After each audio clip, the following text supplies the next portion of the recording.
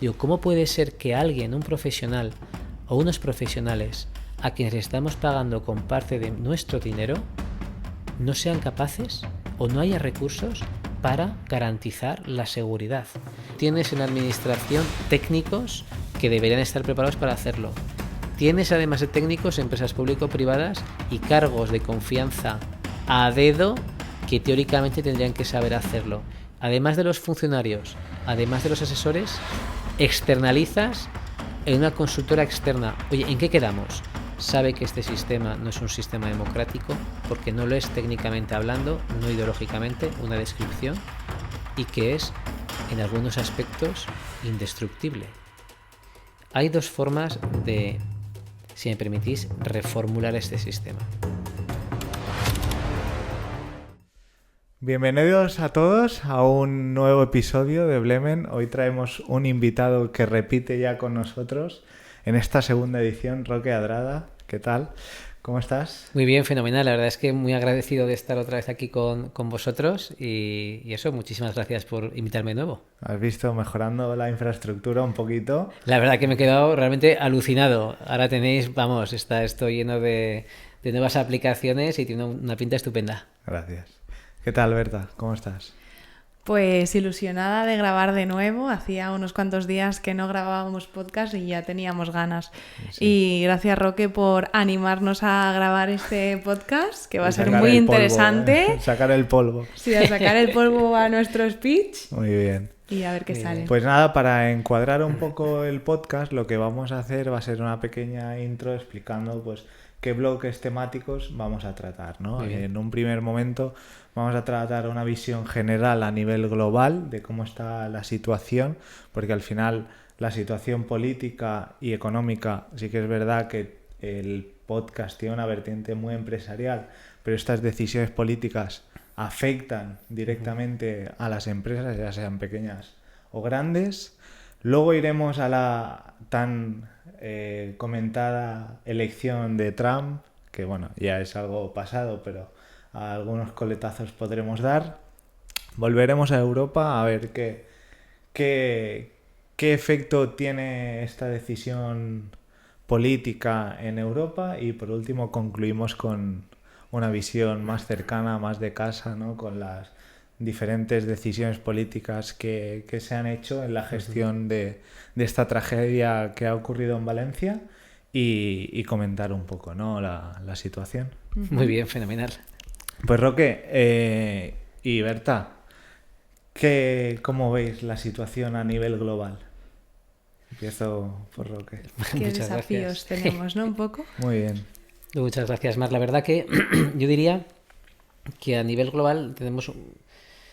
Es una de las veces en la historia que más desafíos tenemos al mismo tiempo, porque realmente es una especie de caja de Pandora. Hemos venido de unos años que han sido más estables, donde realmente pues había algunos conflictos puntuales importantes, pero donde no había un número de conflictos que al mismo tiempo estaban teniendo lugar en la misma perspectiva. Entonces, ahí se nos están abriendo diferentes aspectos. Tenemos por un momento unos conflictos bélicos que son ya muy conocidos, ¿no? Sobre todo la guerra que se ha desatado entre Israel, Palestina y los países colindantes. Luego también la guerra que estamos teniendo por la invasión de Rusia en Ucrania, también que está desestabilizando.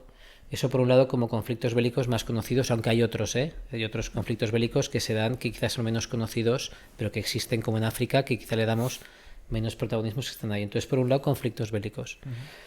Esos conflictos bélicos están también produciendo un segundo protagonismo que nos afecta sobre todo desde el punto de vista europeo, pero también norteamericano y también mundial, que esto es el efecto de las migraciones, ¿no? Hay un efecto de las migraciones que se han dado a lo largo de toda la historia del mundo es la historia de las migraciones. Siempre hemos hecho unas migraciones entre países y entre continentes, pero es verdad que estamos en un momento donde parece que hay una gran movilidad de población interpaíses y que Europa y Estados Unidos no somos capaces de conseguir ver la mejor solución a este reto que tenemos, con lo cual tenemos por un lado los conflictos bélicos, por otro lado tenemos el reto de los movimientos migratorios.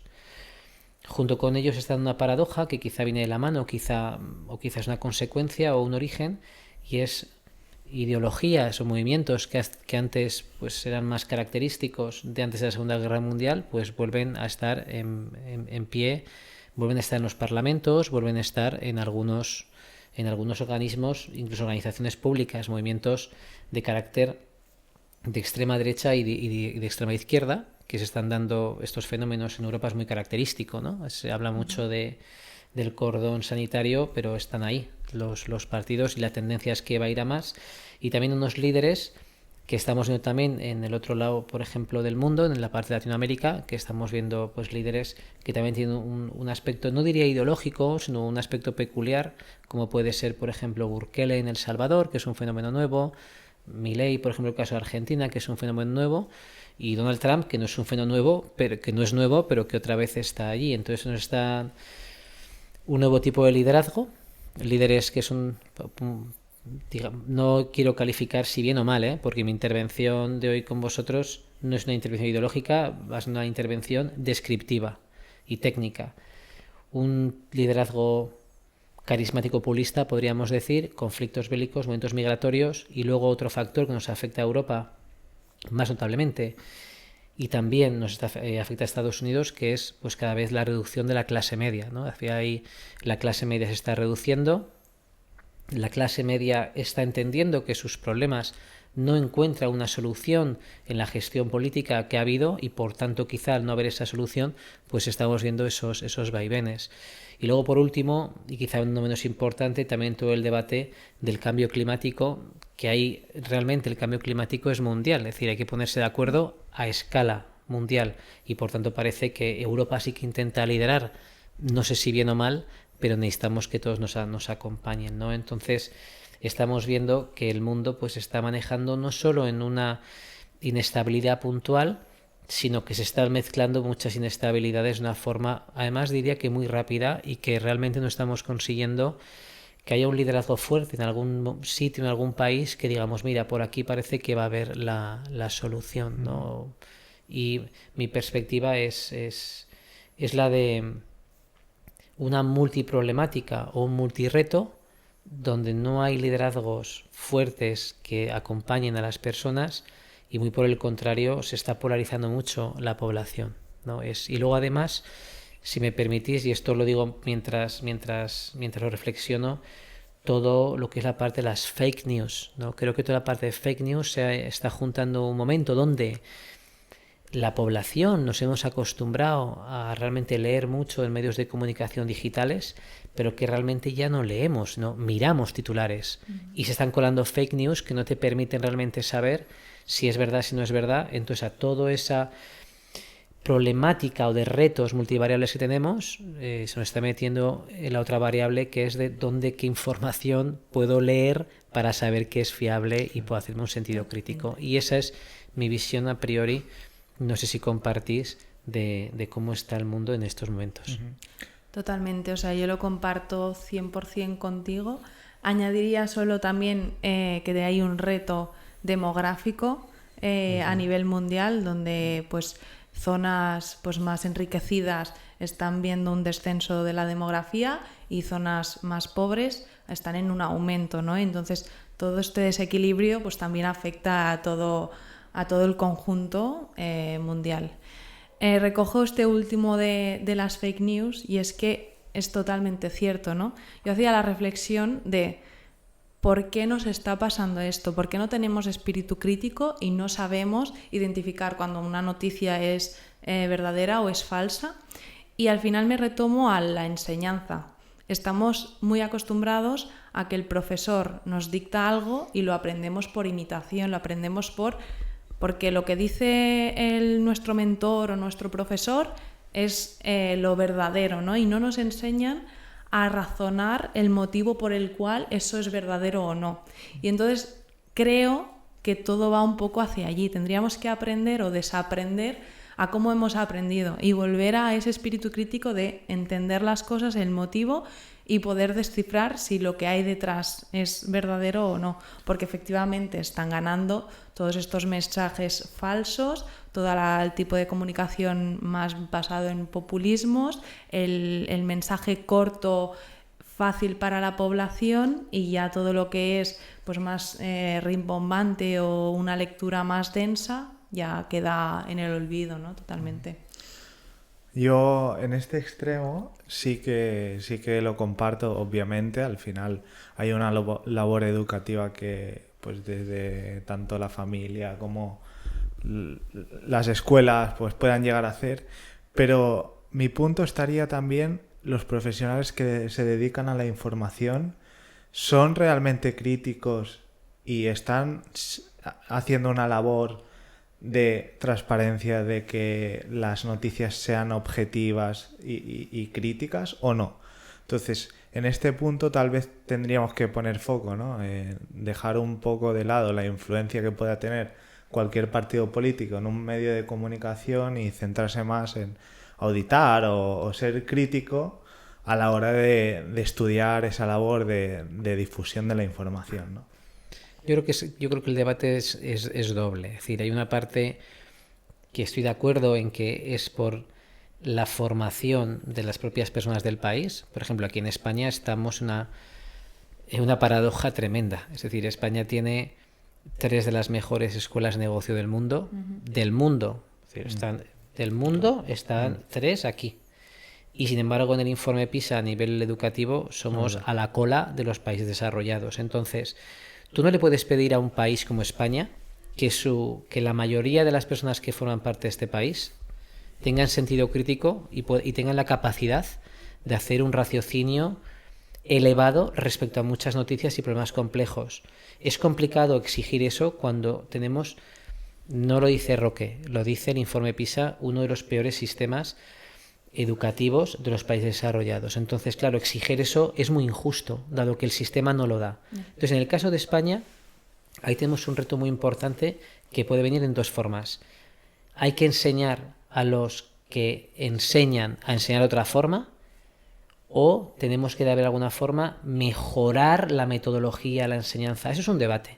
Y por tanto, no es justo exigir a un país que tiene unos niveles dentro de los países desarrollados inferiores a la media, exigir entre problemas complejos que entienda soluciones complejas. Es muy difícil. Y luego hablaremos de ello porque parte de la problemática española que tenemos viene de eso. Pero ese argumento se me antoja muy difícil en un sistema como el francés. El sistema francés es un sistema que desde el origen es un sistema que nace del debate, de la reflexión y del sentido crítico. El sistema francés, y el inglés es muy parecido, es constantemente reflexión, constantemente criticar, constantemente debatir. Lo complicado de entender es cómo un sistema como el francés o como el inglés, que es un sistema donde desde los niños y las niñas realmente comienzan el colegio, van avanzando, se debate mucho. Entonces lo complicado es entender cómo en un país o países donde el sistema educativo básico es realmente muy desarrollado, cómo de repente estos países se van a votar extremos, ¿no? Eso es un debate que merece cierta atención. Y otra cosa es las fake news. Yo creo que las fake news al final nos tenemos que acostumbrar a que si queremos leer algo de nivel tendremos que ir a buscarlo y a leerlo. Por ejemplo, particularmente yo nunca había leído muchos artículos de los think tanks. Estaban ahí, pero nunca me había detenido a leerlos. Y ahora, por ejemplo, para política exterior, si no quieres coger una noticia sesgada, pues puedes coger, por ejemplo, Chatham Institute de Londres, que hacen unos análisis brillantes, descriptivos de la situación, que son muy buenos. Entonces, quizá tenemos que aprender nosotros a ir a otro tipo de información. Es decir, yo me quiero informar de qué está sucediendo en este panorama en concreto. Por ejemplo, me quiero informar de qué lobbies, qué grupos de interés hay detrás de la guerra o de la invasión de Rusia y por lo tanto la guerra de Ucrania. Pues quizá me puedo ir a un think tank a leer más o a una revista especializada y simplemente saber el día a día con los grandes titulares de los medios de comunicación. Y también creo que algunas redes sociales, como se da que todo el mundo opina, saber que eso es opinática y que por tanto si quieres tener un sentido crítico no se ejerce el sentido crítico leyendo opináticas. Ahí lees gente que en 2 frases te hace una opinión, pero tú no te puedes labrar la opinión sobre algo en 2 páginas, exige leer, exige entender. Os pongo un ejemplo, el conflicto que hay entre Israel y Palestina. Tiene tanta complejidad, que hoy podemos valorar no si estamos a favor ni en contra, si condenamos, ¿no? Condenamos cualquier ataque donde mueren personas, por supuesto, eso desde ya. Pero entender el conflicto desde la raíz del origen, eso exige estudiar mucho. No es nada fácil si profundizas. Y muy posiblemente, si fueras ruso, no estarás de acuerdo con la invasión a Ucrania, pero hay factores históricos que te hacen entender por qué para un fanático ruso Ucrania es su territorio, ¿no? Entonces creo que hay tantas complejidades que no lo vemos. Es como la victoria de Donald Trump.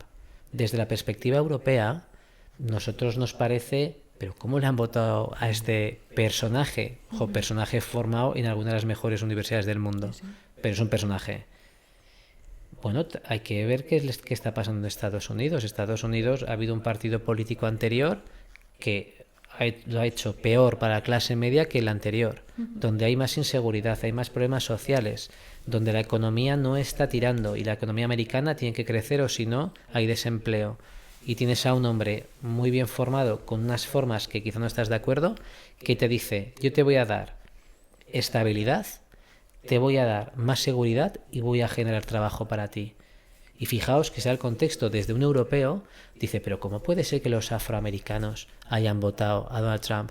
¿Cómo puede ser que los latinos o los hispanos hayan votado por Donald Trump? Bueno, pues porque le han dado su confianza a un partido político liderado por Joe Biden que no le ha dado respuesta. Y ante esa no respuesta dicen, bueno, yo no te voy a dar otra vez la confianza, ya te la he dado. Ahora, aunque quizá no me gustan las formas, te la voy a dar. Y fijaos, el vicepresidente de Trump es de origen cubano. O sea que también hay que entenderlo desde ese punto de vista.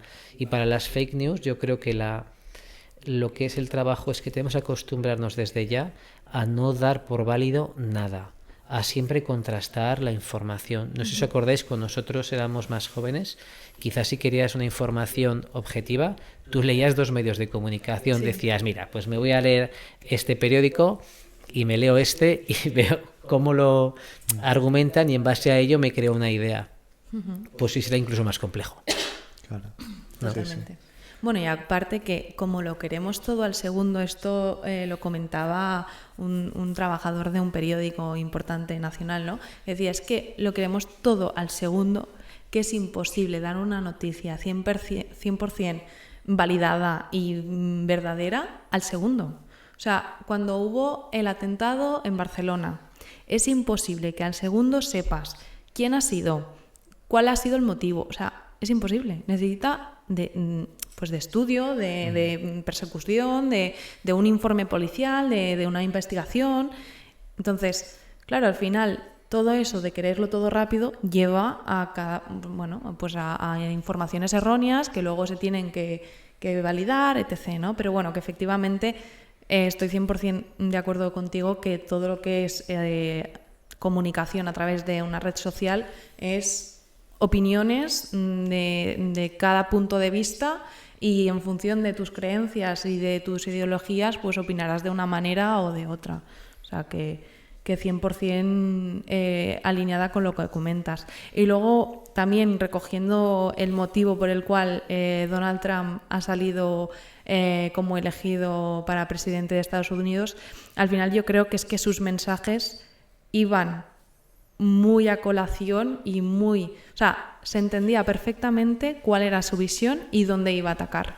Iba a atacar a justo las problemáticas que has comentado al inicio del podcast de qué está pasando mundialmente. O sea, opinaba o decía su visión sobre la inmigración ilegal, daba su visión sobre pues toda la parte de inseguridad, le daba una tranquilidad, aunque sea a nivel solo de discurso, que luego veremos qué es lo cómo se materializará, etc., ¿no? Pero a nivel de discurso daba soluciones o daba una tranquilidad al votante estadounidense de economía, ¿no? Decía, conmigo bajará la tasa de paro, generaré más empleo que nunca, pondré aranceles porque quiero que América first y el Zulema Maga y etc., ¿no? Y al final, pues también todo esto se ha visto reflejado, ¿no? También los swing states, que al final son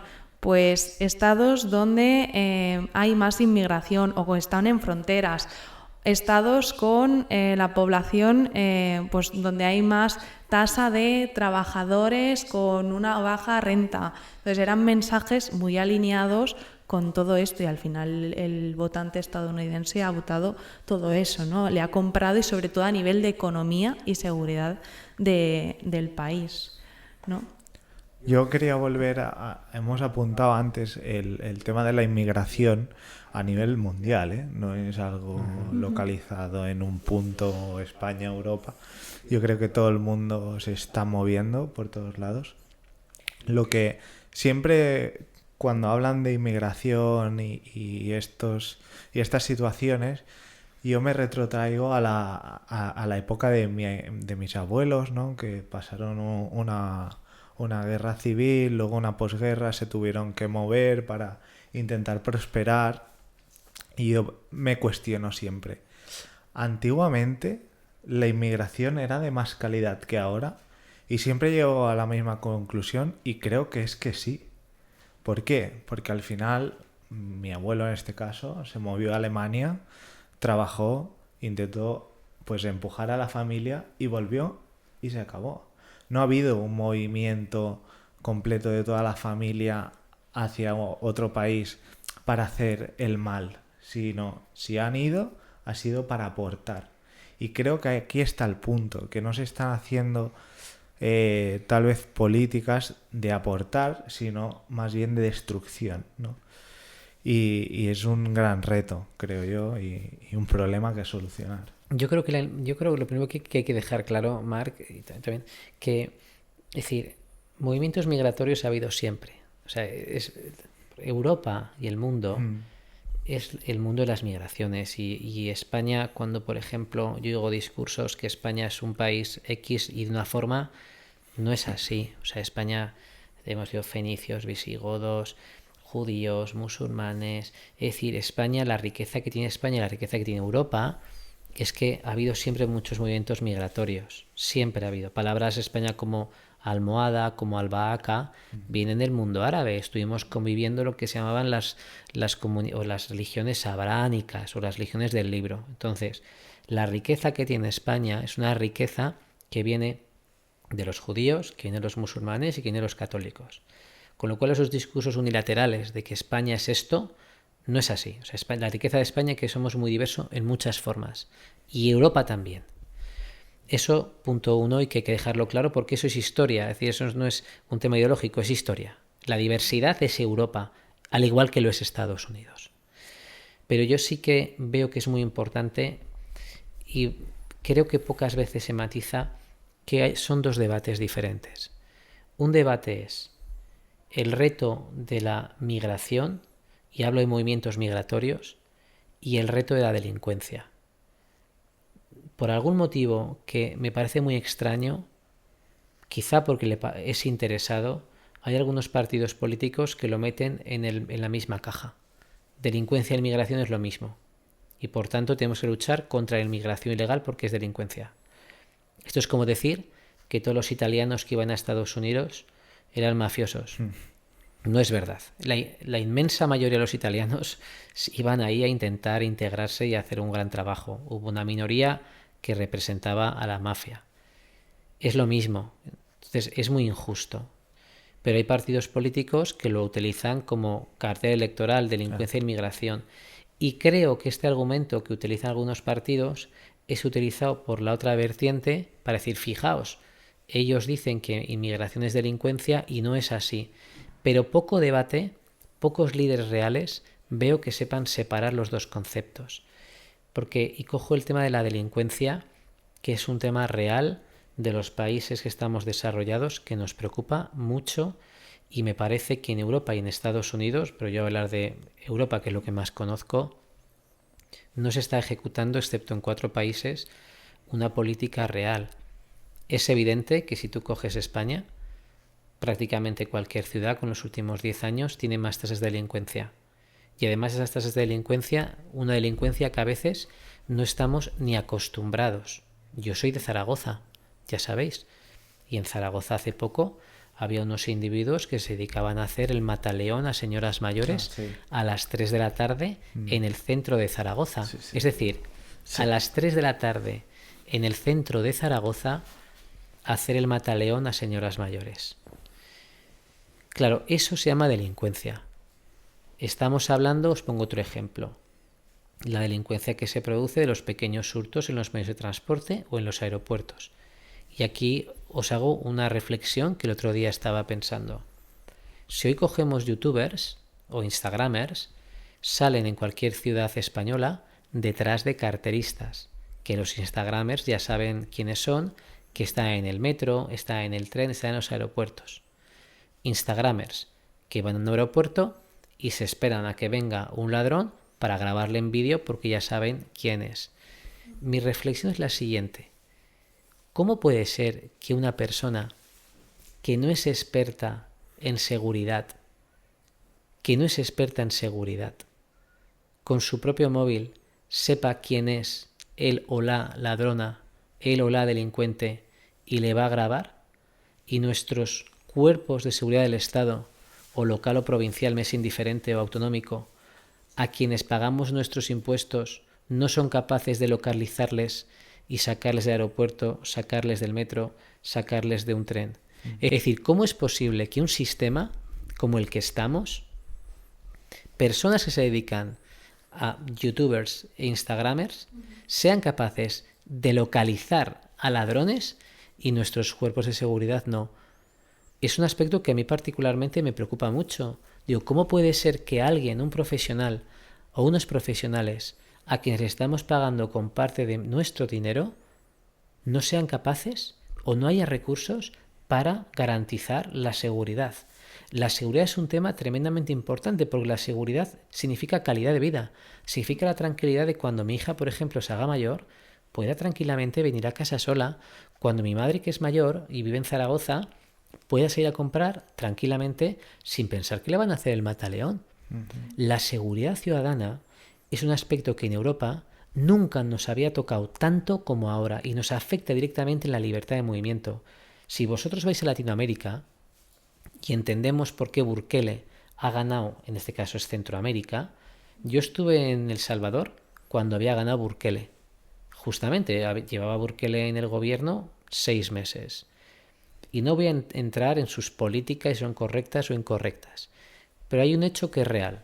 Y es que la delincuencia callejera a través de lo que se llaman las maras, que son las pandillas, prácticamente ha desaparecido. Y todas las personas de El Salvador, cuando estabas allí, daba igual de qué ideología fueran, de derecha, de izquierda, de centro, católicos, no católicos, daba igual. Había un hecho que te decían todos y todas, y es, ahora se vive mejor que antes, porque puedo salir a la calle, porque fijaos curioso, porque puedo ir al centro de la ciudad. Tú antes no podías ir al centro de la ciudad, que es precioso el centro de El Salvador, lo que es la ciudad. Claro, entonces ese tipo de delincuencia no la habíamos visto en Europa. Y tú te vas a las grandes ciudades europeas, Madrid, Barcelona, París, te vas a Berlín, te vas a Bruselas, y estás viendo que cada vez que vas hay más delincuencia y que no ves que los líderes políticos realmente se enfrenten. Por lo tanto, ahí me gusta separar delincuencia con el reto de la inmigración. Y lo linko con lo que tú has dicho, Marc. Es verdad que en el caso de Alemania, salvo error por mi parte, Alemania generaba tanto motor económico que necesitaba gente. Entonces Alemania decía, oye, necesito que vengan 3.000 personas, y venían. Entonces generaba mucho movimiento en esta dirección. Creo que en el caso que hay ahora no somos capaces, los países europeos, de generar un flujo de inmigración que nos permita ese modelo. No sé si es porque se están produciendo movimientos de gran masa de desplazamiento, cosa que quizá antes era algo más ordenada. No sé si es porque en los países de origen hay mafias que intentan desestabilizar cuando vienen hacia Europa y hacia Estados Unidos. Lo que está claro es que ahí tenemos un reto importantísimo, que estamos hablando de personas y que ya sea por país de origen, por país de llegada, tenemos que hacer una política común de entender cómo podemos integrarlo para que esto funcione. Pero sí que haría, y creo que es muy importante, separar siempre el reto migratorio del reto de la delincuencia, porque a veces parece, fijaos, hay una cosa muy sencilla y es que yo me hago la siguiente pregunta. ¿A ti te gustaría que tus hijos o tú mismo o tus padres, cuando salgan a la calle, puedan perfectamente ir a comprar el pan, irse al cine y sentirse seguros? Creo que evidentemente todo el mundo diría que sí. Entonces no hay ideología, pero parece que cuando tú sacas un debate de tiene que haber más policías. Eres de este calibre. No, de ningún calibre soy. Es que es evidente que una ciudad segura, una provincia segura, un país seguro, te garantiza más calidad de vida, más nivel de vida y además a nivel de empresarial que más personas preparadas quieran venir a vivir aquí porque se vive bien. Entonces, una ciudad y un país que se iba bien, que tenga prácticamente un índice de delincuencia moderado, atrae a mucha gente, porque la delincuencia lo que hace es que la gente huye de los países en delincuencia, de las ciudades en delincuencia. Te impacta directamente en el mundo empresarial. Por eso creo que ese es un debate de la delincuencia que lo estamos constantemente metiendo en el paquete de delincuencia e inmigración y no es así. Hay que separarlo, porque la lógica que hay que hacer es diferente. Otra cosa es que digamos, oye, hay unas personas que vienen a Europa X y vienen sin permiso de trabajo, vienen sin nacionalidad y además cometen algunos delitos. Hombre, creo que es de sentido común decir, si usted viene a Europa como si yo fuera a su país, si yo voy a tu país, no tengo trabajo, no tengo permiso y además me dedico a delinquir, creo que es lógico que tu país me mande de vuelta a España. Pero es que es lógico, es que esto no es ideología, es que esto es sentido común. Y a veces parece que cuando se habla de sentido común nos llevamos las manos arriba y que sea un tema tabú. Pero yo creo que es muy importante hacer esa separación. Y ahí os diré, bajo mi punto de vista, de cuando he conocido, creo que una ciudad que lo está haciendo muy bien es Londres. Es decir, yo hace muy poco estuve en Londres y coincidió que había estado también hace poco en París. Y dije, qué diferencia de abordar el problema. Es decir, tú en Londres conté 18 policías en un paseo que me di por Oxford Street. Y me diréis, oh, qué locura, 18, dime lo que tú quieras. Pero es un centro financiero mundial, una gran capital mundial, donde el centro tú te sentías realmente con ganas de comprar, con ganas de pasear, con ganas de tomarte un café en una terraza, porque además hacía buen tiempo. Y sin embargo vas por París detrás de los Champs-Élysées y dices, ostras, no sé ni si quiero sacar el móvil. ¿No? Es decir, entonces, mismo tipología, pero una ciudad tiene una forma de ejecutarlo diferente a la otra. Y dices, bueno, pues al menos vemos un modelo que no digo que sea el mejor, pero que para un visitante, yo digo, anda, pues mira, me he sentido más a gusto, más tranquilo, ¿no? Yo creo que eso es algo relevante. Volviendo a Estados Unidos y la elección de Trump, ¿no? Que también aparte tiene toda esta política migratoria que él lo que aboga es por inmigrante ilegal lo voy a mandar a su país y no entra en esta diferenciación que efectivamente yo también creo que hay que diferenciar porque todos tenemos alrededor a muchas personas que han inmigrado bueno, al final los movimientos son naturales, pues en busca de una vida mejor, en busca de un trabajo mejor o acompañando a algún familiar, ¿no? Y al final si se hacen unas buenas políticas y hay una buena recogida de migrantes, también pueden aportar mucho a la economía y hacen mucha falta, o sea que también es verdad que se tiene que diferenciar muy bien, ¿no? Entonces, ¿cómo crees que va a afectar las políticas que pueda implantar Trump a nivel migratorio o no, a Europa? Yo creo que hay dos aspectos que pueden impactar rápido, o en el medio plazo al menos.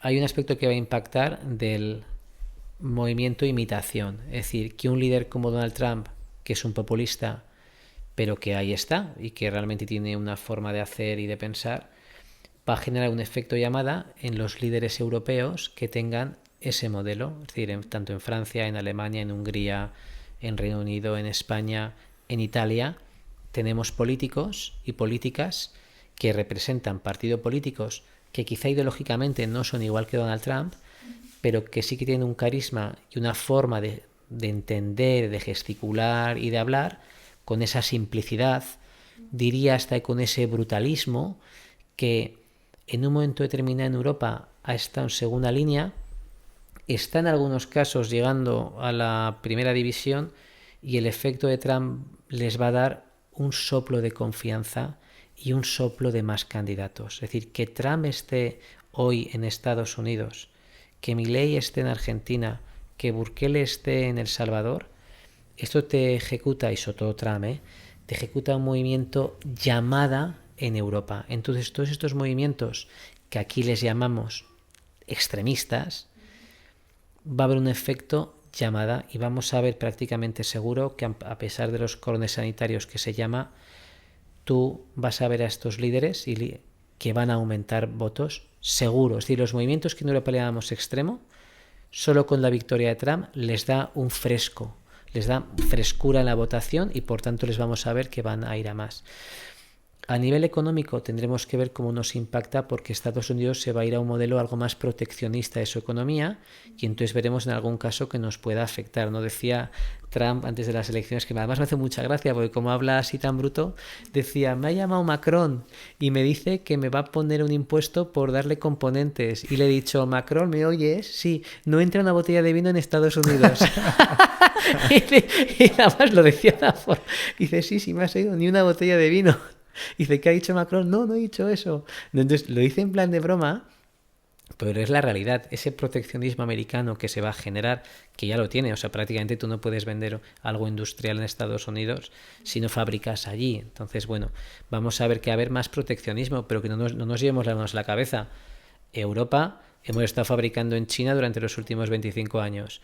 En cuanto China ha empezado a fabricar, porque ya tiene la capacidad de fabricar y nos mete los productos a Europa, hemos dicho, oye, son demasiado baratos, ahora te meto arancel. Entonces es lo que está haciendo Estados Unidos. Es decir, que al final es el mismo juego. Es decir, cuando China nos ha venido bien como mano de obra, fabricábamos allí y vendíamos aquí, pero en cuanto China ha aprendido a hacer lo que nosotros hacíamos, ahora le decimos, oye, mira, pues ¿sabes qué? Estos coches son demasiado baratos, te voy a meter un arancel para que compitas de igual a igual. Uh-huh. Es decir, que el mundo en ese aspecto de la libertad económica sin aranceles ya prácticamente ha desaparecido. Y lo que vemos es que Estados Unidos va a ver una economía mucho más proteccionista y lo que hará será que sea más reto hacer, en cierta medida, o habrá que hacer otro tipo de negocio con Estados Unidos y nosotros, por otro lado, ya lo estamos haciendo también con algunos productos que vienen. Por lo tanto, ahí veremos esa posible relación que tengamos. ¿Qué también puede pasar con Trump? Pues que con pues lo que pasó, por ejemplo, no sé si os acordáis que si tú vendías en Irán no te permitía vender en Estados Unidos. Sí. Entonces eso sí que te puede hacer que si tú, por ejemplo, como empresa europea estás en un país que de repente a Trump le dice que es enemigo y te dice, mira, si tú vendes a este país a mí no me puedes vender, pues hay alguna empresa española o europea que esté con una cuenta de resultados, una parte esté anclada en un país enemigo o que potencialmente enemigo de Trump, nos puede afectar negativamente, dado que nosotros no entramos a ese juego. Entonces ahí veremos también qué pueda pasar. Veo, repito, a nivel político, que dé un aire fresco a los líderes populistas europeos, que eso ya os digo, mira, estamos grabando este podcast, en las próximas elecciones veremos que van a aumentar. Y además cuando se habla de cordón sanitario, ahí me hace mucha gracia. Es decir, el cordón sanitario para que Trump no hubiera ganado era que el Partido Demócrata lo hubiera hecho muy bien. Si tú lo haces bien a nivel económico, si tú lo haces bien a nivel seguridad, no tienes que poner un cordón de nada.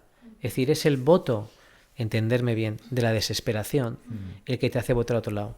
En Europa, por mucho que hagamos cordones sanitarios, si los partidos políticos, digamos tradicionales, no son capaces de solucionar, que es de hacer nuevas políticas, en los problemas que tiene el ciudadano a pie, el ciudadano a pie votará desesperada o votará a otra idea.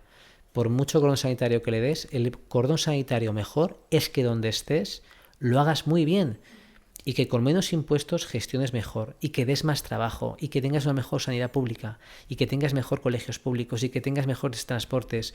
Y cuando un ciudadano vea que hay menores tasas de delincuencia, que le cobras menos impuestos, que tiene mejor servicios públicos, que su nivel de vida, en definitiva, va mejor, no te preocupes que no te va a cambiar de voto, porque tú le has dado esa solución. Si tú no le estás dando la solución y te ha votado a uno u otro partido de corte tradicional, digamos, de toda la vida, al final se va al voto de la desesperada y dice, a ver qué pasa si voto a ese. Como Trump ha ganado, como Bukele está en Salvador, Milei en Argentina, ahora nos llega de América a Europa y muchas personas dirán, dado que tú y tú no me estáis dando mis problemas, yo voto a otro partido. Entonces, por mucho el cordón sanitario mejor que hay es el partido que está en el gobierno de cualquier país, hacerlo bien, porque entonces no habrá un trasvase de votos. Ese es el mejor cordón sanitario que existe, no pactar para que uno no venga. Cuando hablas de cordón sanitario, ¿te refieres a una medida contenciosa? Efectivamente, pues por ejemplo, cuando pactas para que el otro no tenga ni voz, ni voto. Sí, ahora que en el modelo ya es muy difícil, Mar, porque por ejemplo, en los medios de comunicación, tú una vez que tienes representación política, tú tienes que salir obligatoriamente en la televisión pública, no puedes decir no sales. Lo único que tienes es, por ejemplo, para no estar en la mesa, pues puedes ir poniendo ahí algún tipo de límite a la extrema derecha y a la extrema izquierda. Pero insisto, ese límite no tiene ningún sentido. El límite es hacerlo tú bien cuando estás gobernando, porque lo que vas a hacer es que no te... Es decir, si tú lo haces muy bien, te van a votar igual.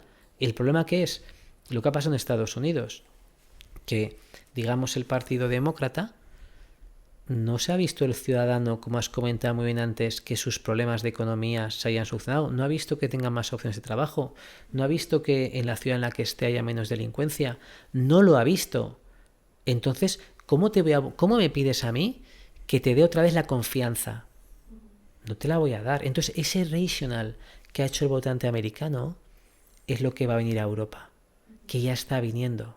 Y antes, cuidado, en Europa era un tema tabú si tú votabas a algunos partidos de carácter extremo. Hoy ya no lo es. Hoy, si os dais cuenta, en nuestros núcleos de amistad, quizá ampliados, ya tenemos a alguien que se siente identificado, que hace este rational, ¿no? Entonces, antes votar a Trump, pues que la gente decía con voz pequeña, no sé, y hoy sale la gente a la calle con sus gorras, Make America Great Again, y yo Trump, ¿no? Entonces creo que ese movimiento lo veremos, y a nivel económico es lo que he comentado, mayor proteccionismo americano, que también lo está haciendo Europa ya, ¿eh? Luego también veremos temas contra el cambio climático, que ahí Estados Unidos con Trump se va a salir prácticamente de todo. O sea, justamente quería abordar esta pregunta, ¿no? A cómo lo vemos a nivel Europa. A nivel legislativo, pues hay 1001 reglamento que quiere pues intentar solucionar el nivel del cambio climático y todo esto. Pero a nivel de Estados Unidos, ¿qué crees qué papel va a jugar Trump con esto? ¿Va a hacer caso omiso? ¿Acatará algunas directrices? Yo te diría, Mark, que no sé si acatará o no directrices, pero lo que no va a hacer es navegar el agua que le digan. Es decir, el cambio climático es una realidad que es indebatible, está ahí. Pero creo que también ha habido mucho greenwashing, creo que ha habido algo de excesiva punto de vista, incluso en algún momento partidista. Y creo que lo que va a hacer es sentar cátedra propia, es decir, se unirá o no se unirá, pero si se une será cuando haya hablado, cuando haya dicho lo que piensa y donde se haya manifestado. Y lo primero que hará será hacer ruido, para eso decir, oye, pues yo de aquí no voy a estar, o aquí no voy a negociar, o aquí no voy a ir. Creo que es lo que va a hacer, y que se saldrán algunos pactos internacionales, no tengo la menor duda de que sí. También te digo lo que se habló de legislación. Es complicadísimo entender la legislación contra el cambio climático. Hay tanta legislación que no lo sabes. Te pongo un ejemplo que es una realidad. El impuesto que se paga, creo que es en Barcelona o en la provincia de Barcelona, que es el impuesto sostenible climático que me cuesta que se inventó hace 3 años. era un impuesto directo. Los impuestos directos es que lo que se ahorra se dedica a algo.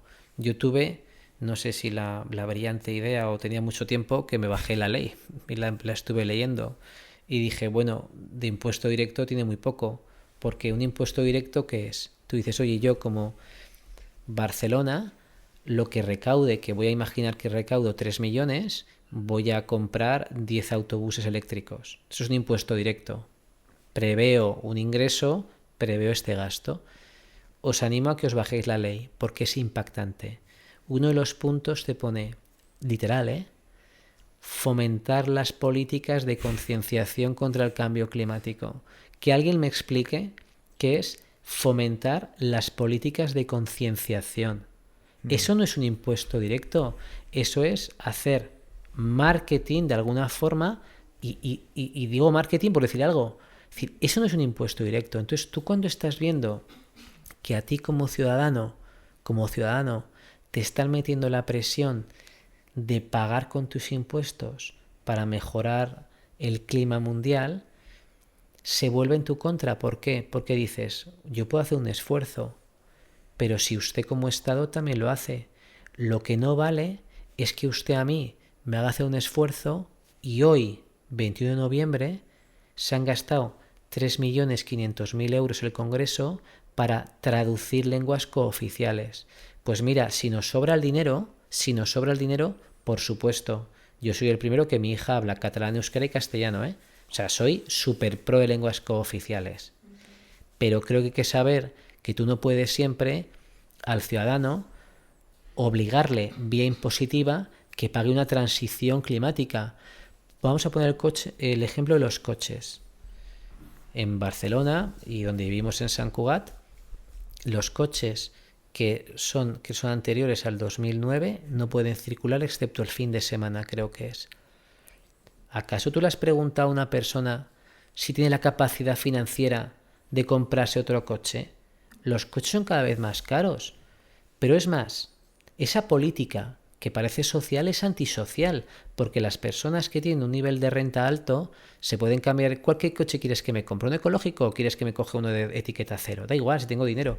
Pero la persona que no tiene dinero, ¿cómo va a conducir el coche? Pero te voy a decir más, es que pagan el impuesto de transmisión mecánica igualmente. Sí. Yo os cuento una anécdota, estuve en una gasolinera aquí en Sant Cugat y el que ponía gasolina tenía un coche que no le permitían conducirlo entre semana.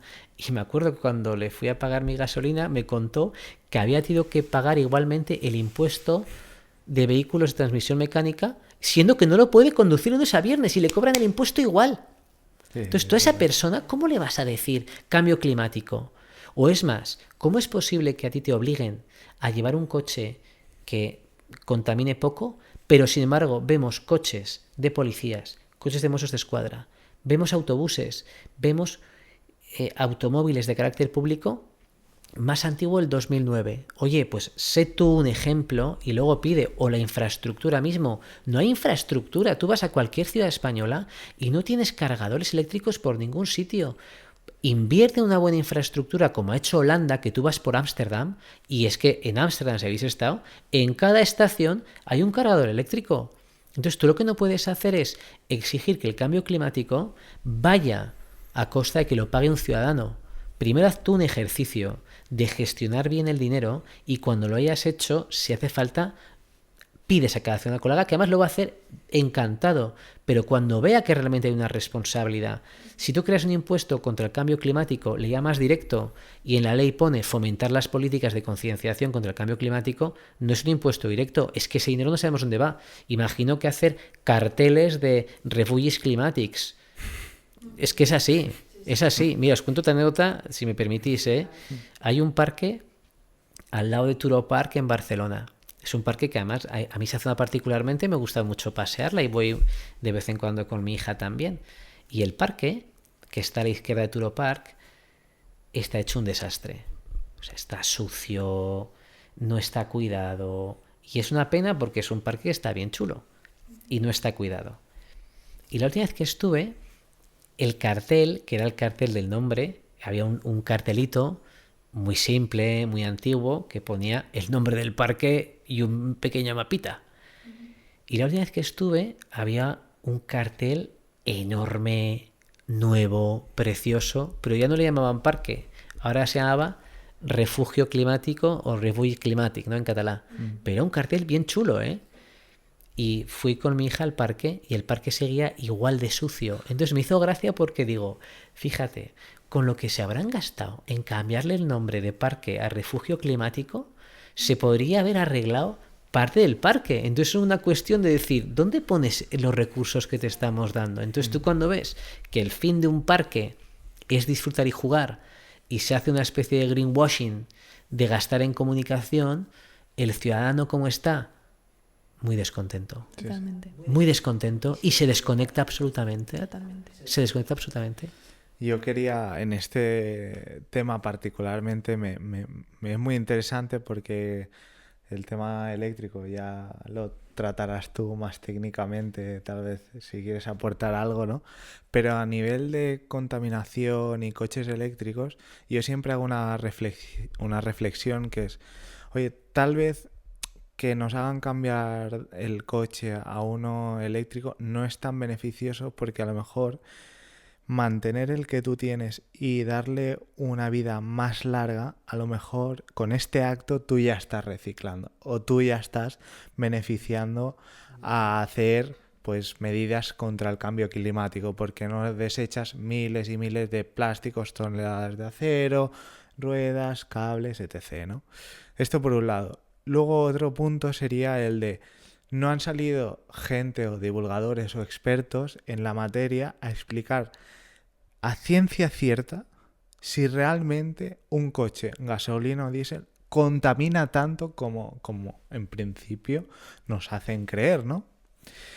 Y por último, decir también que el tema de los impuestos, aplicado ya sea a políticas de contra la contaminación o lo que sea, es una visión más bien personal.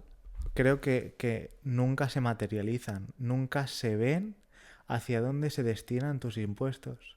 O sea, yo creo que hay como se llama jurídicamente, como zonas negras, zonas oscuras en la situación de los impuestos, porque el legislador no es claro y no los destina hacia donde se tienen que destinar cuando los ha recaptado, ¿no? Y creo que aquí sería un punto muy interesante por parte de ellos de ser transparentes y divulgar y enseñar a los ciudadanos de decirles, oye, yo os prometo una política de transparencia en este ámbito. Decir, yo voy a recaudar tantos impuestos y van a ir aquí. Y al final de mi legislatura me hago una auditoría y demuestro que ha sido efectivamente así como he dicho. Pero eso Marc, es que lo raro es que no sea así. Es decir, lo que pasa es que España es una democracia muy joven y muy nueva. Entonces, no somos capaces de exigir algo que es muy normal. Por ejemplo, en los países nórdicos, si tú vas a Suecia, todo es público. Y es más, los congresistas, los parlamentarios suecos van en bici, no viven en hoteles, ¿eh? O sea, tienen una residencia, que es la residencia de los parlamentarios, que tienes tu cuarto de baño, tienes tu cama y tu cocina. Es decir, no necesitas irte a un hotel. Es decir, creo que... Y todo, por supuesto, es público. Y tú ves que la universidad, por ejemplo, es pública, los colegios son públicos. Es decir, funciona todo relativamente muy bien. Pero en el caso de España, creo que nos perjudica dos cosas que hemos dicho antes. Uno, nos perjudica muchísimo, y lo linko al informe PISA, que no tenemos una masa de educación elevada fuerte, y eso impacta directamente en lo que tú le exiges al Estado. O sea, tú al Estado le tienes que exigir, pero es como una empresa privada. Tú, una empresa privada, imagínate que en la empresa privada, cuando los accionistas le están pidiendo dónde ha ido el dinero, el comité ejecutivo no es capaz de explicarle dónde está el dinero. Es que a que no sería real, es que sería imposible.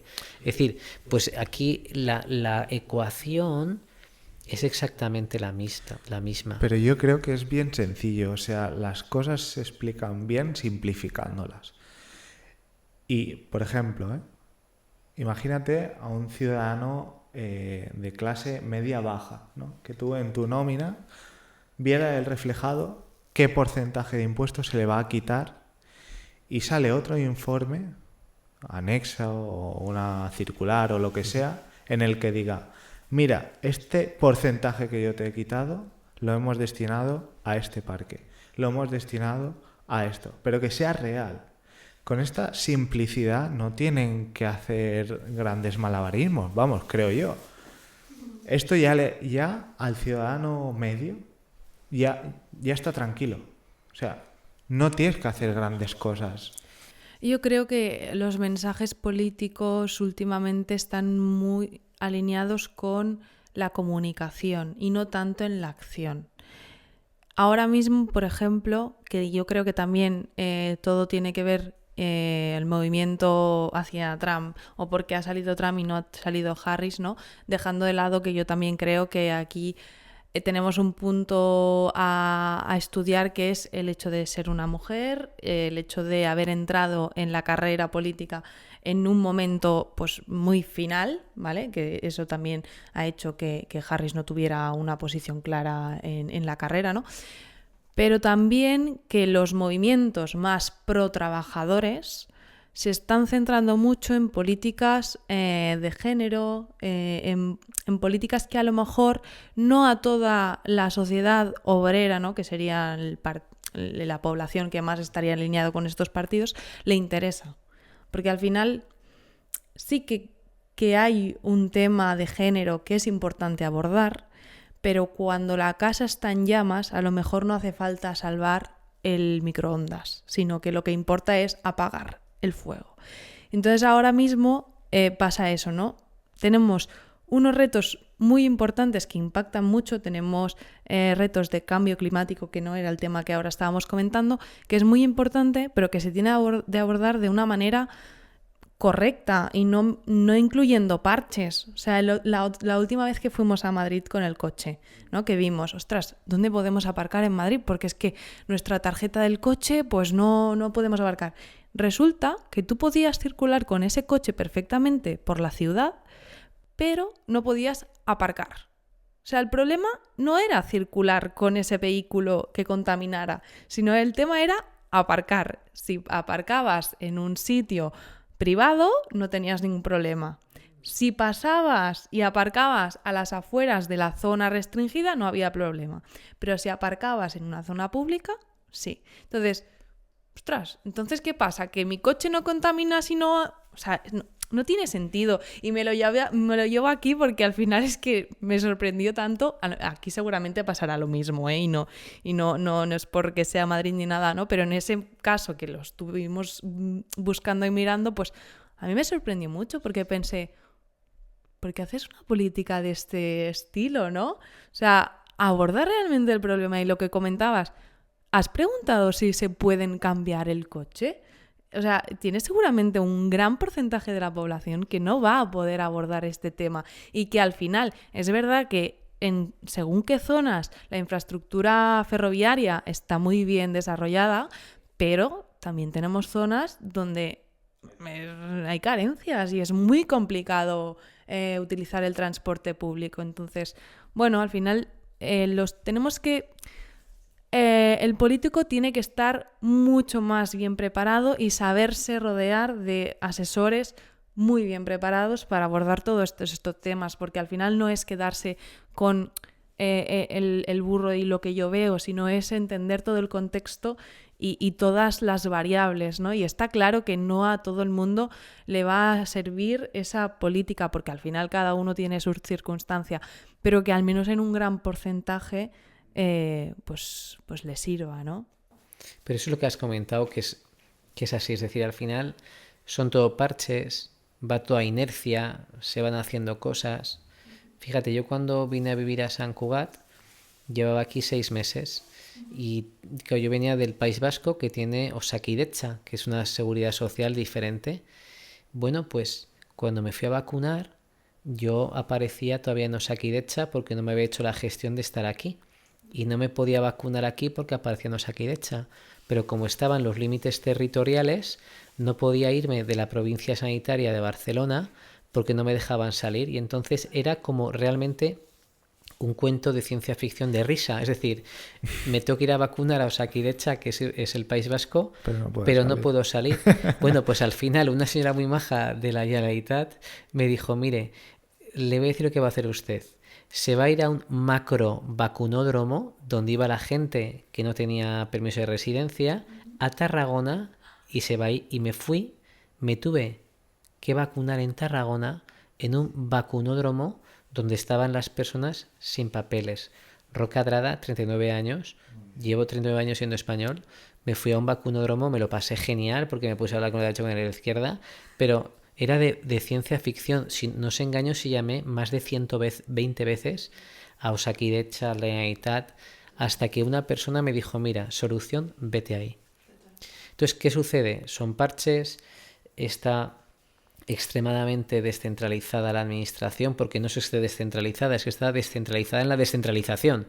Y entonces con Dana lo hemos visto, con Se Produce Dana podemos ver que se ha hecho mal en el antes, en el durante y en el después, pero sobre todo lo que ha habido es, 1, una falta de liderazgo político, 2, una falta de centralización cuando hay un problema grave de quién toma las decisiones, y eso es evidente, y cuando un país no funciona, cuando todo va bien, no se ve si va bien o no el país bien, porque todo va bien.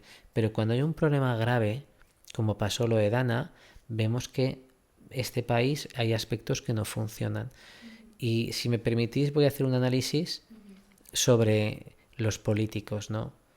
Es decir, fijaos, cuando en España venimos del franquismo, que era una dictadura, se negocia un sistema de la transición, donde es una transición a una más o menos democracia. Entonces la transición, la cabeza visible fue a Adolfo Suárez, pero el arquitecto real era Torcuato Fernández Miranda. Torcuato Fernández Miranda fue el arquitecto, lo que pasa es que no tenía donde gentes, entonces pusieron a Adolfo Suárez.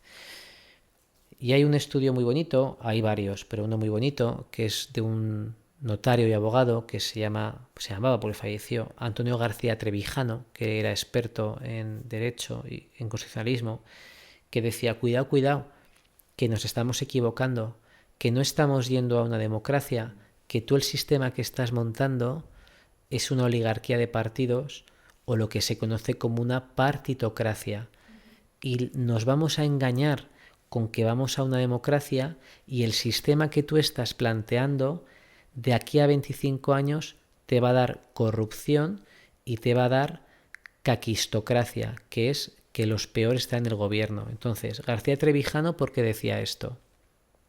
Decía esto por una razón muy sencilla, y es, una democracia tiene 2 grandes pilares, y esto es descripción, no es ideología, no es ser derechas ni izquierdas, es una descripción. Una democracia tiene un sufragio universal, en este caso mayores de 18. No hay un sufragio censitario que diríamos, oye, todo el que pase un examen vota. No, aquí es universal.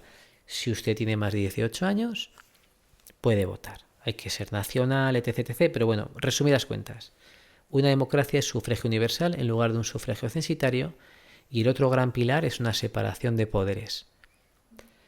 Claro, en esta transición que hizo Torcuato Fernández Miranda, cabeza visible Adolfo Suárez, García Trevijano analiza un problema. Dice, cuidado, que España no tiene una separación de poderes tal y como lo has hecho. Y dices, ¿cómo que no tiene una separación de poderes? Si tengo un legislativo, que es el Congreso y el Senado, tengo un ejecutivo y tengo un poder judicial que se representa con el Consejo General del Poder Judicial. Claro, esto escrito es así, pero realmente en España no funciona de esta forma. Es decir, tú cuando votas, tú votas a unas listas cerradas al Congreso de los Diputados. Es decir, te da igual quién haya en la lista, porque el partido político te dice quién va. O sea, puedes poner solo la sigla que van a ir, tú no puedes elegir a la gente. Y en el Senado, sin embargo, sí que puedes. Entonces tú votas, cuidado, a nivel cerrado a la Cámara más importante, que es el Congreso, porque el Senado realmente no tiene funciones. Tú votas a una lista cerrada, que es el Congreso de los Diputados. ¿Cómo se elige el Ejecutivo? El Ejecutivo en España no es independiente porque nace del Congreso. El Congreso, que es una lista cerrada del partido político, elige al Ejecutivo. Ya no hay separación. Es decir, el partido político elige quién va a ser su Ejecutivo. Para rizarlo un poquito más, el Poder Judicial, que es el tercer gran poder, tampoco está separado, porque hay 20 vocales. 8 vocales son nombrados directamente por las Cortes, es decir, por el Congreso y por el Senado, que creo que, si me equivoco, es puramente el Congreso. Sí. Y los otros 12, aquí el legislador nos hizo una pequeña trampita, porque dice, son propuestos por los jueces y magistrados, pero lo elige el Congreso de los Diputados. Lo elige el Congreso. Es decir, que los 20 vocales del Congreso General del Poder Judicial dependen del partido político. El Ejecutivo depende del partido político. En el Congreso está el partido político en lista cerrada que tú has votado. Es decir, que del partido político emanan todos los poderes. Pero vamos a hacerlo un poco más complejo. Hay un tribunal que es el tribunal que vela la Constitución. Ese tribunal que vela por la Constitución son 12.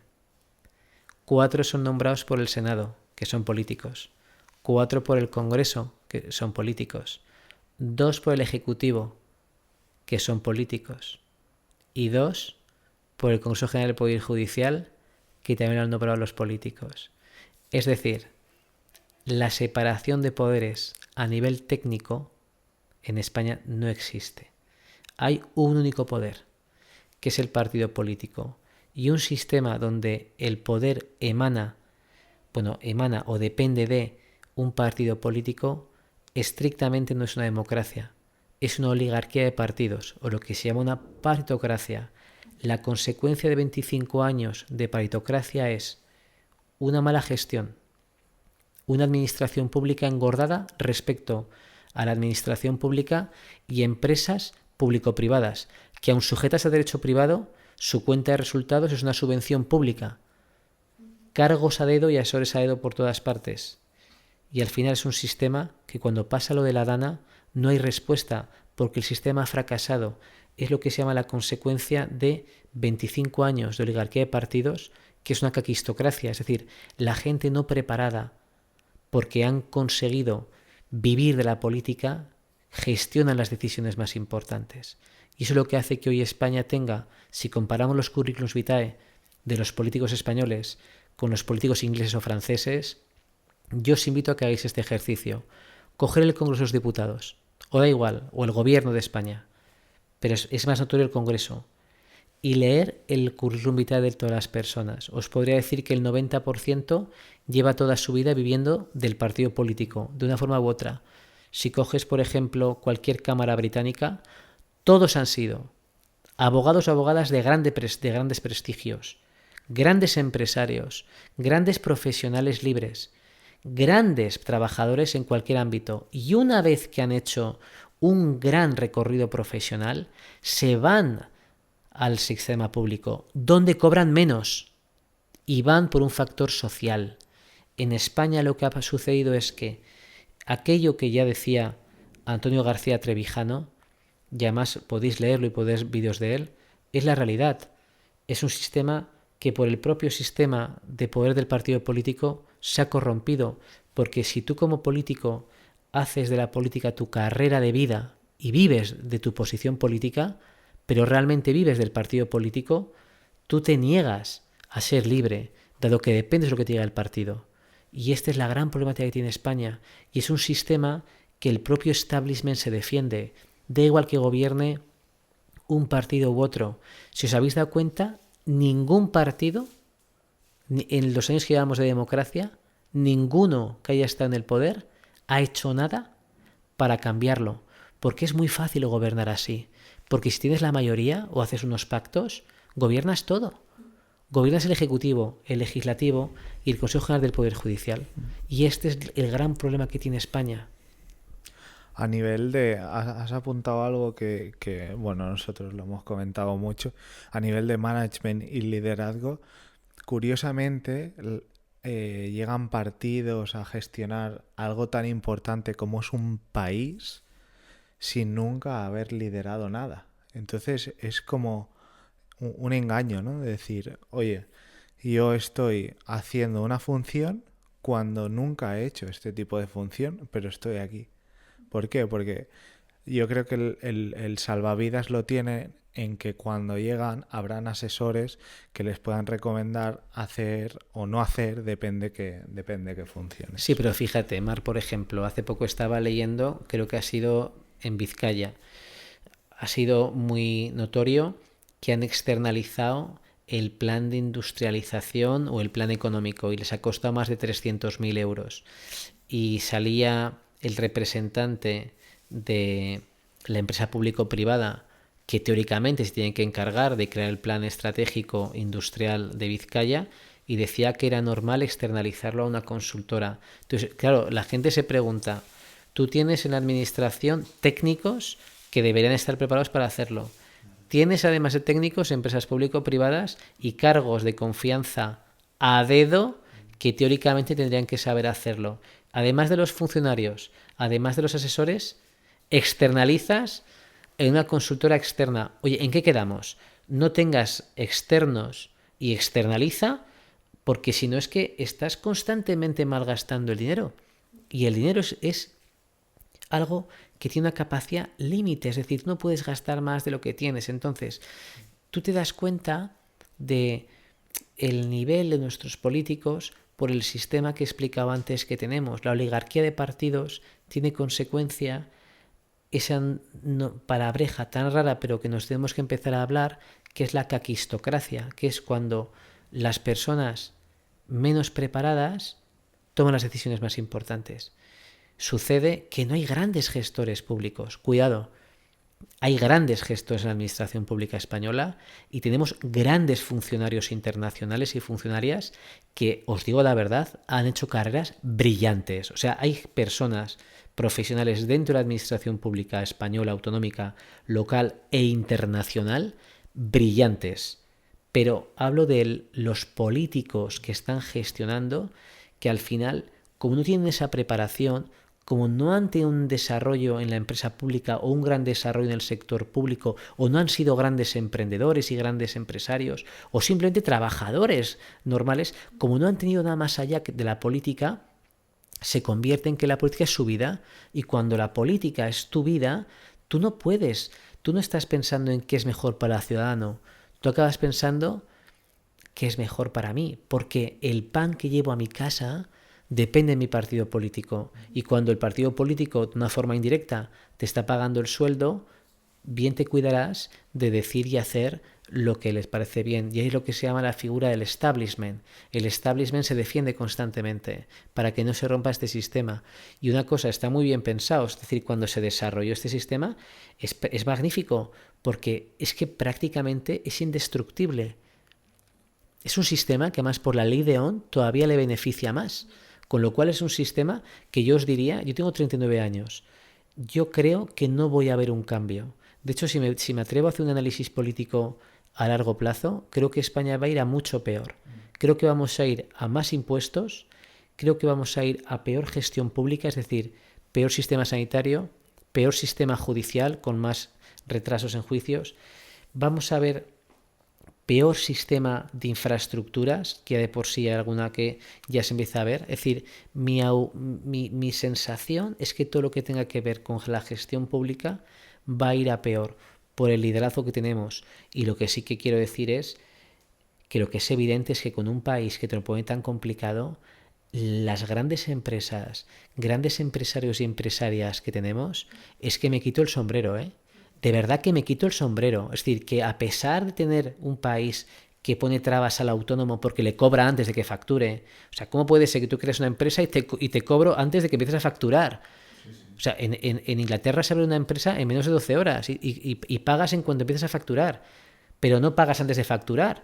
Es decir, en un país tan complejo para emprender como es España, es decir, yo, si me permitís, yo voy a hacer hoy, aquí y ahora, mi enhorabuena a todos los emprendedores y emprendedoras, porque hay que ser muy valiente y hacer un trabajo excepcional, porque si tú no tienes empresas, tú no tienes trabajo. Es decir, si tú no generas empresas, no generas riqueza, no hay trabajo.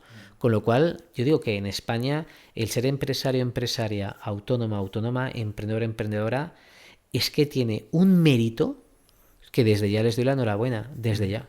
Sí, sí. Yo vuelvo un poco atrás porque has dicho una cosa, creo que es muy relevante para todo el mundo, y es sobre la ley DONT, ¿no? Que es el sistema que se aplica para el tema de las elecciones, y uno de los motivos por los que hace muchos años que no voto es este. Mucha gente dirá, bueno, pues eres una persona que no quiere que el país pues prospere y tal. Pues no es así. El tema es que cuando cambien las reglas del juego y mi circunscripción de voto valga lo mismo que alguien que está en Ciudad Real o en Cuenca o donde sea, entonces sí que formaré parte de este circo, ¿no? Y luego otro punto que me parece muy interesante, que es que muchas veces la gente exige cambios, pero no sabe bien qué cambios tenemos que hacer, ¿no? Por ejemplo, necesitamos unos cambios políticos o lo que sea, pero es que a lo mejor si no empezamos por una ley electoral no tenemos nada. Ahí podemos ver que lo que hablábamos justo al principio, ¿no? Entre todos, el tema educativo, el tema de si no es educativo, pues a nivel individual, el formativo, de mutuo propio o no, ¿eh? Pero esto ya te da que cuando una persona o una sociedad se fundamenta una buena base de conocimiento, esto es lo que permite que pues puedan cambiar muchas cosas en la sociedad. Yo lo que veo, y le iba a preguntar mientras iba haciendo el speech, me preguntaba, ¿no?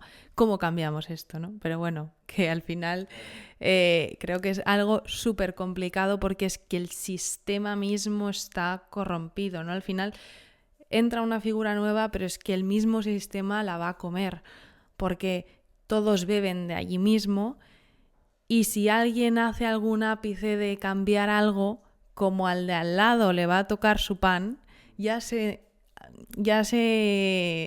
lo montará para desplazarlo o que cambie de opinión, ¿no?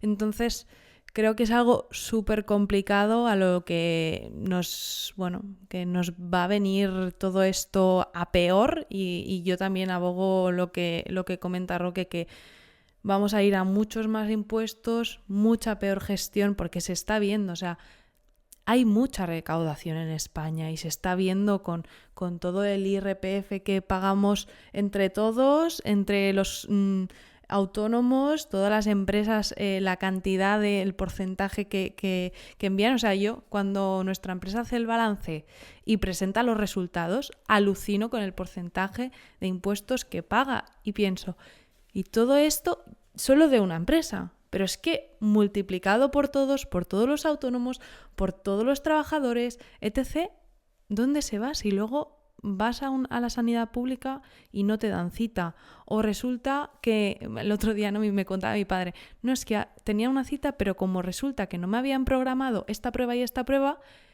he ido a la cita para nada. Me ha dicho que me vuelva a casa, que hasta que no tenga estas pruebas, y dices, ostras, si necesitabas unas pruebas para visitarme, el mismo sistema se debería haber encargado de programar estas visitas de prueba, ¿no? Esta analítica, este cardiograma, este tal. Entonces, eficiencia, al final, eficiencia. Sí, o sea, al final tenemos muchos impuestos destinados a cosas que no son lo importante, ¿no? O a lo mejor mal gestionados, puestos en cosas que no aportan nada, ¿no? Entonces, ver un cambio aquí lo veo súper complicado. Es yo creo muy que complicado. Hay la única forma de cambiarlo, es decir, en España, es decir, si no cambiamos de raíz, porque al final, o sea, la clave es tener a líderes que sepan de gestionar cosas complejas. Y además es que tenemos una desventaja, y es que los problemas, como hemos hablado al principio, los problemas mundiales que nos afectan directamente, es decir, hoy los problemas mundiales le afectan a España, o sea, España no es un país cerrado, a España le afectan los problemas y los retos. Exigen respuestas que no son fáciles y que son muy complejas, y además exigen líderes que sean capaces de tomar esas decisiones y de gestionar. No vamos a tener esos líderes si el sistema no cambia, dado que el sistema que hay ahora busca amiguismos políticos, y el amiguismo es una endogamia que no suele ir muy bien para ese tipo de aspectos. Entonces, hay dos formas de, si me permitís, reformular este sistema. Una forma sería que un candidato o una candidata se presentara por un partido tradicional y hiciera como el caballo de Troya, es decir, yo me presento por un partido tradicional y cuando llego, decido que lo voy a romper este sistema. Ahora bien, cuidado, que para romperlo necesitas casi 3/5, ¿eh? Es decir, necesitas a la otra parte. Por todo el sistema se cubrió muy bien de defenderlo. Torcuato Fernández Miranda fue muy listo porque hizo una barrera de salida brutal. Es decir, o os ponéis de acuerdo o este sistema no lo vamos a cambiar. Entonces, punto 1, caballo de Troya. Entro por una vía habitual como un líder carismático y desde dentro lo rompo. O 2, el sistema contrario, que es la sociedad civil, que sale en un formato primero de asociación, de fundación, de movimiento, reconvertido en un partido político y que tenga un gran desarrollo en el Congreso de los Diputados, que es la Cámara que hay que controlar el Congreso de los Diputados. No es que controlas el Congreso, tú controlas todo. El Congreso. Y hay, por la ley de aunque tiene que ser, no tiene que ser un partido muy votado en toda España. Con que sea un país votado por, me atrevería a decir que 12 provincias, mucho, ya tienes representación, pues la clave es ser en provincia muy fuerte. Entonces, esas son las dos formas que tendría que ser. Yo soy muy pesimista, creo que no lo vamos a ver. Yo creo particularmente que no lo vamos a ver, porque el propio sistema está tan cerrado que se va a autodefender entre él mismo. Y luego, además de los partidos políticos, hay mucho lobby, mucho interés oculto, muchas personas que salen ganando en esta ecuación, porque es una ecuación realmente sencilla. Si lo miras desde fuera, es que es tremendamente sencilla. Entonces, no creo que consigamos romper esto. Creo que es realmente... O sea, se tiene que dar un movimiento muy fuerte para que realmente salga este resurgir. Sí. Yo, el segundo punto que has comentado de un fenómeno más asociativo por la parte más civil, lo veo muy complicado, pero por el punto de que la sociedad está tan fragmentada que hay tan poca unión que es muy complicado que esto suceda. Pero es a propósito, Mar, es decir, a los partidos políticos tradicionales, es decir, hoy la derecha y la izquierda no existe. O sea, tú coges, es decir, lo que es hablando técnicamente, derecha e izquierda no existe. O sea, la derecha, la izquierda no existe. Hoy pueden existir políticas de corte más liberal, políticas de corte más progresista, pero os pongo un ejemplo. Bajar los impuestos se podría considerar una política más de derechas. Hemos visto el Partido Popular que no hizo grandes bajadas de impuestos. Algún gesto sí, pero no ha hecho grandes bajadas. Os pongo otro ejemplo. Se podría asumir que tener un jet privado podría ser pues de un partido más conservador. Sánchez está haciendo el mayor uso de la historia de un jet privado y es una persona que se autoconsidera progresista. Entonces, la izquierda y la derecha no existe, pero a los partidos políticos tradicionales les viene muy bien. ¿Por qué? Porque un partido habla de las izquierdas y los otros de las derechas. Para los ciudadanos, para tenerlos controlados, es mucho más fácil que empiecen en binomio 1-2, 2-1. Es decir, ¿por qué es muy fácil tenerles controlado? Porque hasta leen unos medios de comunicación que son de su ala y dicen, mira, dicen esto. Entonces tú los tienes controlados. Si tú les dices, mira, que es que hay muchas más variables. Tú tienes de centro, liberal, reformista, socialdemócrata, ya se pierde mucha gente. Dice, ¿cómo? ¿Que no era derecha e izquierda? No, es que eso ya no existe, es que dejó de existir hace 50 años. Entonces el establishment se autoprotege con esos la derecha ha dicho. Entonces es todo un sistema de comunicación que le ayuda a autoprotegerse y a ganarse ese sistema, porque te da igual, es decir, hoy estás en el Congreso de los Diputados por un partido, pero que mañana te mandan a una empresa público-privada, y si no te van a mandar al Consejo Económico Social como asesor, es decir, que siempre hay sitio para todos, ¿no? Entonces, hay que decir que realmente como sistema partitocrático está realmente bien montado, hasta tal punto, fijaos que nosotros tres, igual que mucha gente que nos está oyendo, sabe que este sistema no es un sistema democrático, porque no lo es técnicamente hablando, no ideológicamente, una descripción, y que es, en algunos aspectos, indestructible. Indestructible, ¿eh? Y es un aspecto que a mí particularmente cuando lo analizamos, y me da mucha pena, porque creo que España es un país que tiene una diversidad enorme, que tenemos una capacidad de hacer cosas enorme, que somos un país además que tenemos gran capacidad de, sí, que no nos lo creemos, pero gran capacidad de emprender. Somos números uno en muchas cosas, por ejemplo, números uno en todo lo que se llama de ayuda humanitaria, en lo que es trasplantes, en donaciones, somos de los mayores del mundo por habitante, y sinceramente creo que este sistema que nos ha tocado como país no nos lo merecemos. Nos merecemos un sistema realmente democrático. Pues a modo de conclusión os lanzaría dos reflexiones. Una, ¿qué creéis que es lo que espera o desea el ciudadano español? Y una reflexión final, que la hagáis a voluntad propia. Por favor, adelante. A ver, esperar. Yo creo que es algo compartido mundialmente. Pero bueno, bajado a España, lo que espera el ciudadano. Creo que hay distintos tipos de ciudadanos.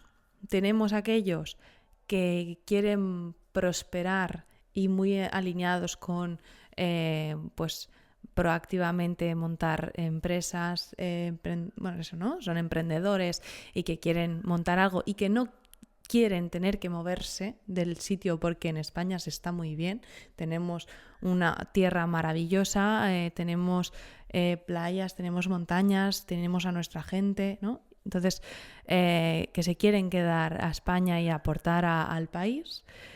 Pero ¿qué pasa? Que las políticas cada vez son más restrictivas, es lo que comentábamos antes, ¿no? Entonces, lo que esperaría este tipo de parte de la sociedad es pues una mejora de todo el sistema recaudatorio, ¿no?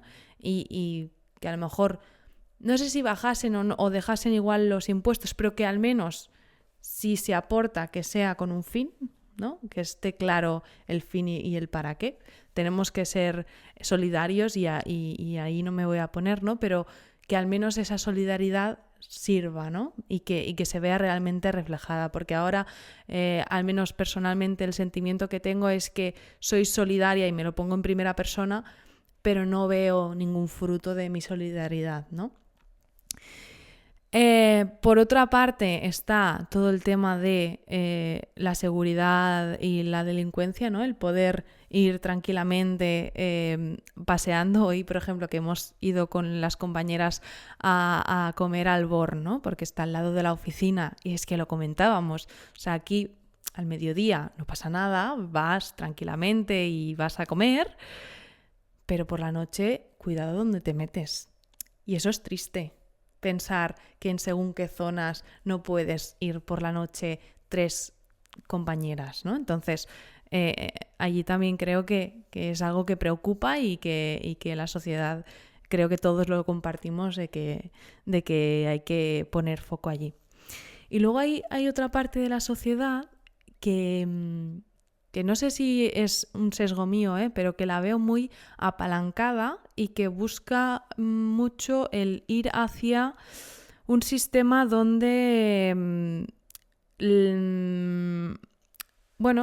haya una compensación por el hecho de poder vivir, ¿no? O sea, yo estoy trabajando en una posición porque se me asigna, pero no tengo por qué estar dando resultados, pero sí que exijo una compensación económica porque tengo que vivir debajo de un techo, tengo que comer, etc.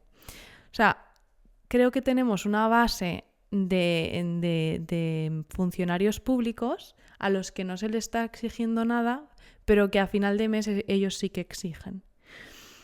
Y eso creo que es muy peligroso, porque al final significa que para hacer el mismo trabajo cada vez vas a necesitar más gente, cada vez vas a necesitar más partida presupuestaria y por lo tanto lo vas a quitar de otro lado o se lo vas a quitar a la masa trabajadora. Y no sé si me he explayado demasiado, pero creo que estas dos distintas, bueno, a lo mejor pondríamos una tercera, ¿no? Que sería pues toda la parte migratoria, que yo no creo que todos vengan a delinquir, sino que vienen a buscar una vida mejor, pero que en muchas situaciones, como se le pone también difícil, acaban delinquiendo. Y ahí también está el problema, ¿no? Entonces también ellos buscan pues una salida para poder prosperar y que sea más fácil, ¿no? Encontrar, pues hacer los papeles, poderse trabajar legalmente, etc. Y cada uno pues busca cosas distintas, pero al final que el comunitario es poder vivir en sociedad y estar tranquilos. Muy bien. Los honores, experto. Bueno, yo creo que es complicada la pregunta que has hecho y estaba pensando mientras escuchaba muy atentamente. Creo que si algo está claro es la libertad. Libertad en todas sus facetas y entendida como que tu libertad acaba donde empieza la libertad del otro, ¿no? Es libertad para dejarme emprender, montar un negocio con tranquilidad y ponerme todo el sistema fácil para que pueda emprender. Libertad para que si quiero ir al cine con mi mujer, con mi novia, con mi hija, tenga la libertad de saber que mi objetivo va a ser ir al cine y que voy a llegar a casa tranquilo. Libertad para coger un avión y no estar preocupado de si me roban la maleta. Libertad de montarme en un medio de transporte público y saber que todo el mundo que está conmigo en el vagón son personas que no me van a causar ningún problema. Libertad para estar seguro de que las fuerzas de seguridad del Estado o fuerzas de seguridad local, provincial, autonómico van a ejercer su función y me voy a poder mover con total tranquilidad. Libertad para poder leer un medio de comunicación y saber que me está informando. Libertad para tomar decisiones libres entre iguales. Libertad para hacer con mi vida realmente lo que quiera siempre y cuando no haga daño a los demás. Entonces creo que los ciudadanos, desde un punto de vista de libertad ampliada, es lo que quieren. Es decir, libertad para ahorrar y si quiero comprar una casa o si quiero invertir o si quiero simplemente tenerlo bajo el colchón y que si lo tengo bajo el colchón, si invierto o si me compro una casa, no tenga el riesgo de que me vayas a cambiar la ley y que entonces me vayas a quitar parte del dinero porque no lo tengo en movimiento o me vas a quitar un 2% por cada euro que gano de más porque me la juego en bolsa o porque me compro una casa y como es una segunda vivienda me vas a cobrar el 20%. Es decir, libertad para permitirme una acción. Entonces creo que las personas, fijaos qué cosa más sencilla y con ese prisma ampliado y siempre asumiendo que mi libertad acaba con la libertad del otro, creo que las personas en un estado de hiperlegislación como el que estamos, que constantemente está legislando, al final lo que más va a pedir las personas es libertad para conducir mi vehículo, libertad para poder aparcarlo en un sitio donde tú me digas, libertad para... Es decir, creo que al final la palabra libertad es donde libertad para poder escoger un médico y saber que la operación va a ir bien, libertad para escoger un colegio para mis hijos y saber que se le va a dar una buena educación. Es decir, algo tan sencillo que parecía que en Europa ya era una palabra habitual, hoy vuelve a preocuparnos. ¿Libertad? Entonces diría que lo que suena tu pregunta, yo diría que libertad en este sentido ampliado.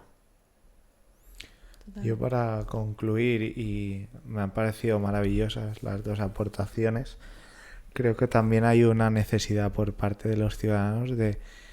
Todo está interrelacionado, eso es verdad, pero también un tema de natalidad. Creo que hay una preocupación bastante grande con el tema de la natalidad, que tal vez no lo hemos apuntado, pero bueno, estaría muy interesante, porque al final el formar una familia, que esos niños crezcan, creo que es un acto muy natural también, ¿no?